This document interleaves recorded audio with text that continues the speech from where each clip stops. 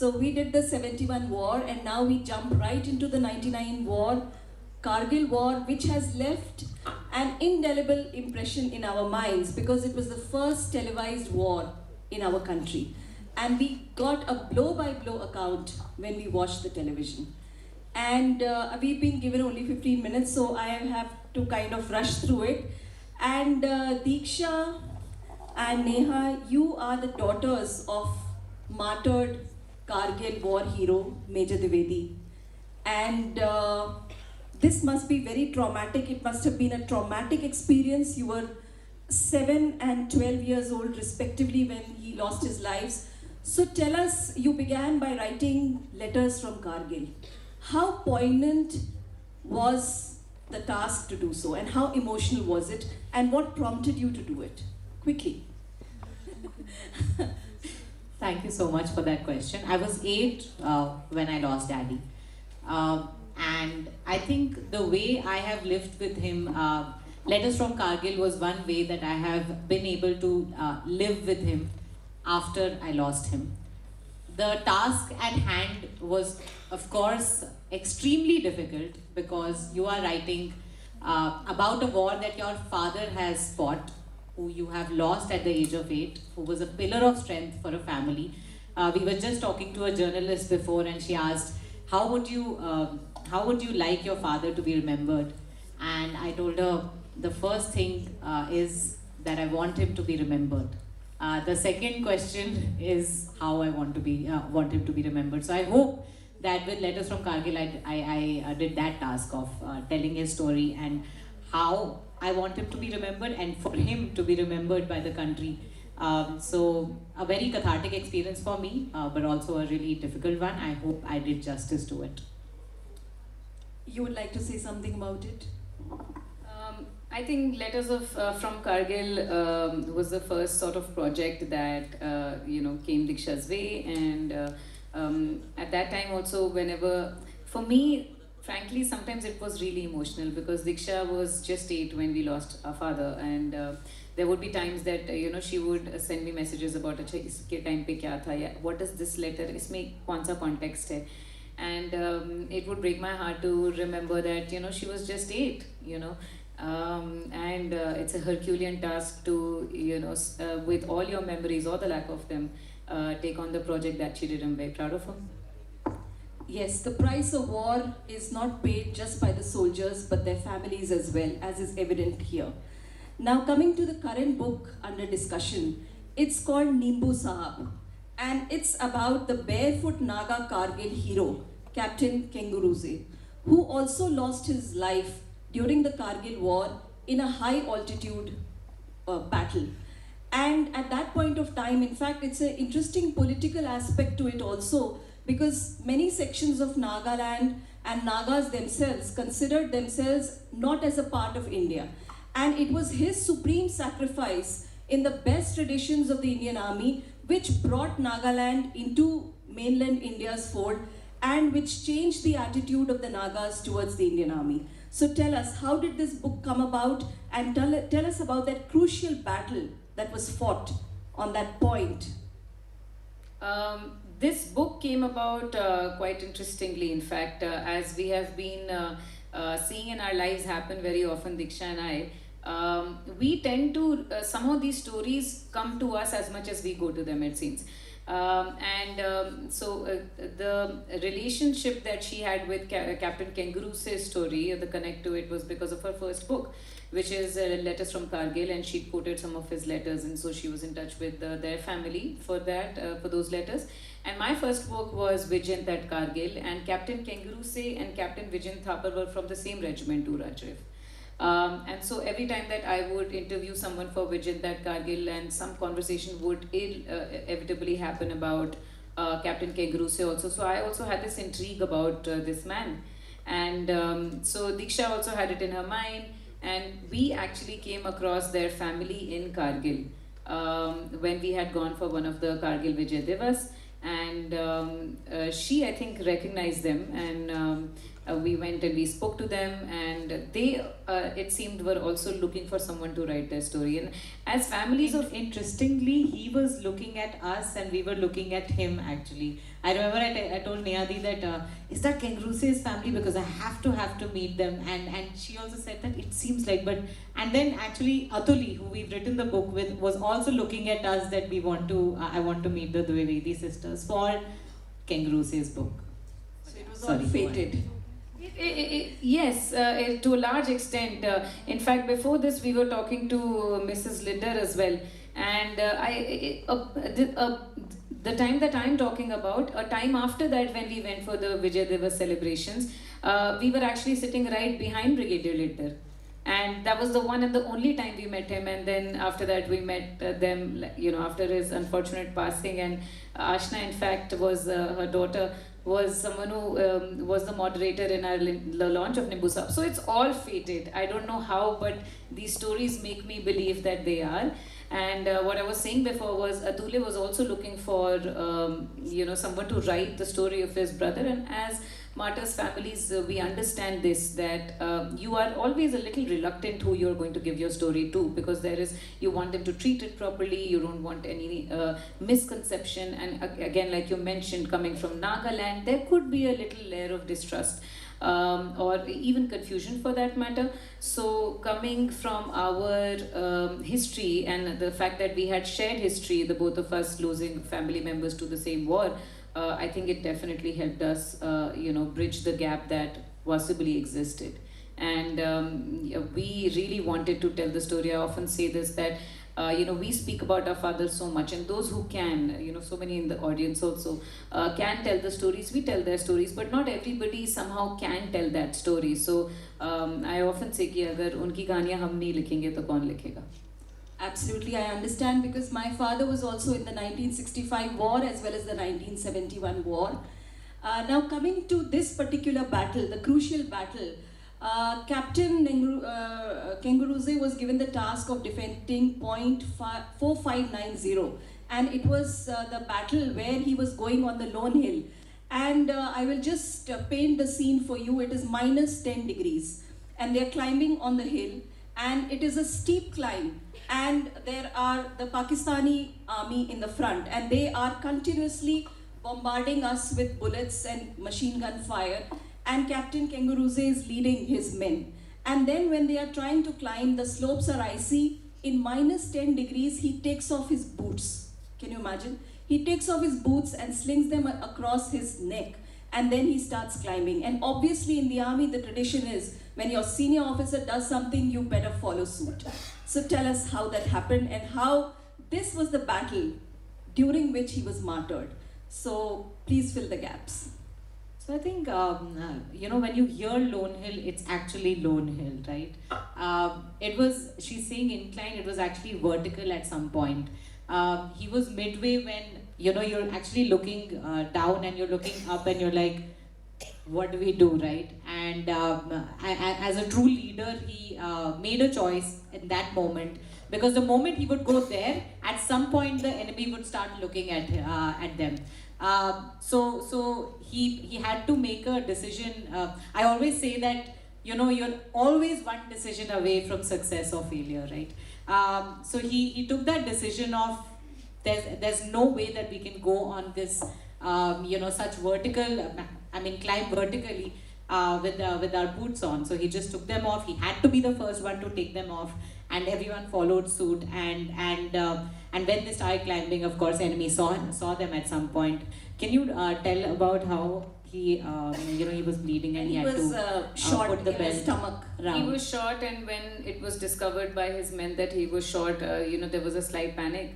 But he just didn't let that take center stage at all, just tightened his belt and encouraged everyone to keep moving forward. I think the call really was that, you know, they've reached this point, and now the thing is that they still need to go higher up, but they're slipping. So should the abort mission come back? or should they somehow reach there, right? And so if they would have, the thing is that they were going from behind. So the enemy for some time didn't know that they are coming up. So they had achieved, say, some bit of the mission already for them to have reached that point. So I think it was the true soldier in him, or the true leader in him, who didn't want to lose the opportunity to achieve the task at hand, which he took the decision for him and his men and led from the front. Actually, this attack is also a great example of team effort.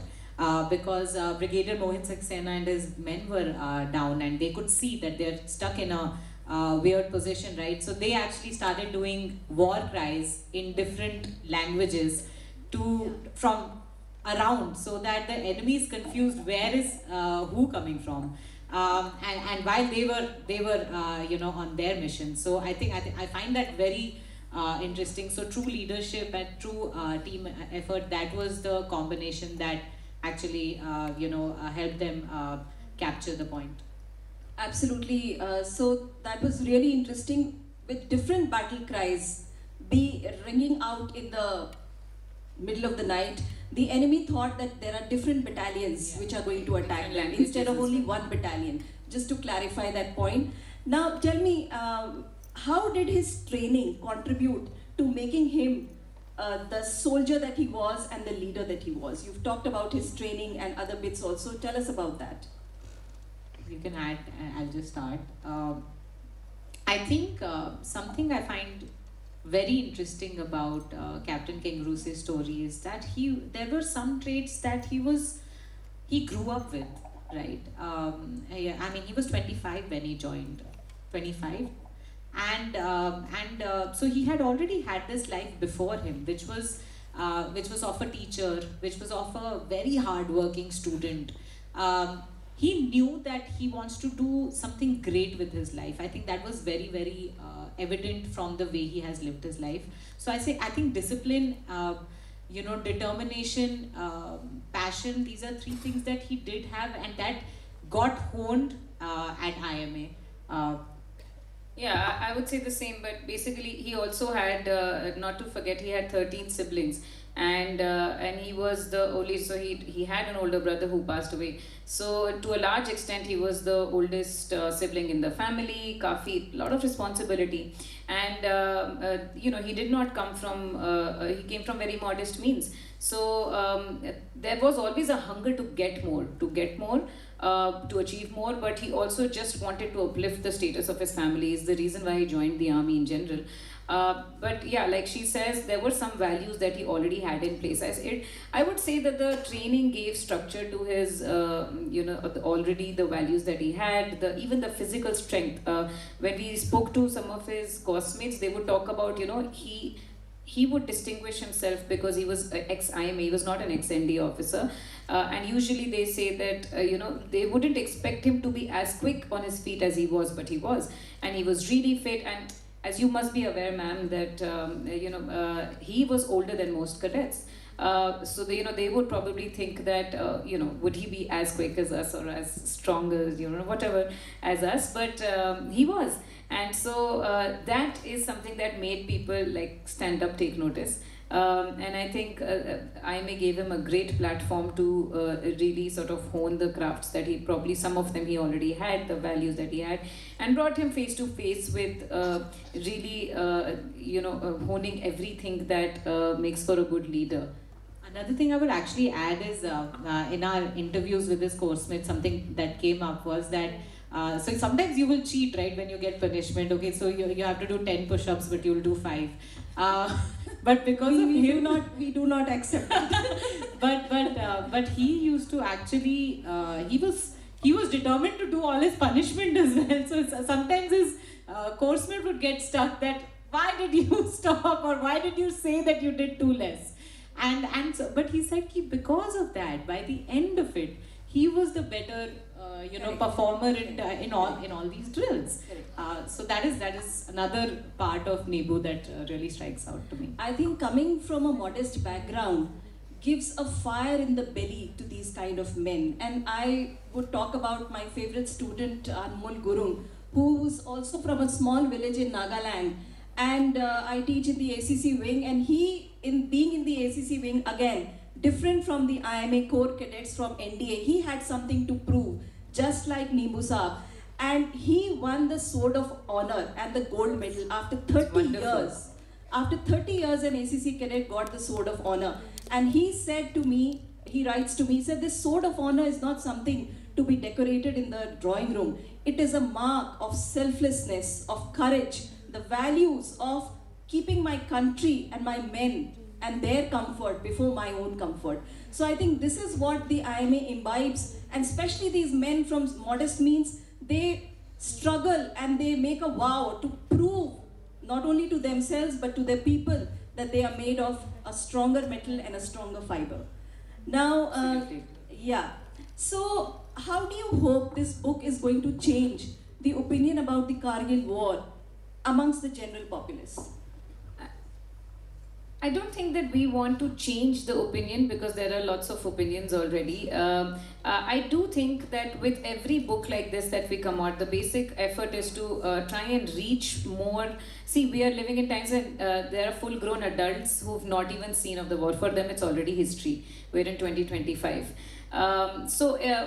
Personally, I would like to say for myself, I'm sure Diksha joins me in the same, that we want those kids or those now adults to know, that such a big war was fought, but also in a way that they would understand, in a way that would relate to them. You do not have to be an army officer or a cadet only to understand the story. And so we think that, how they say, if you don't know your history, you are bound to repeat it.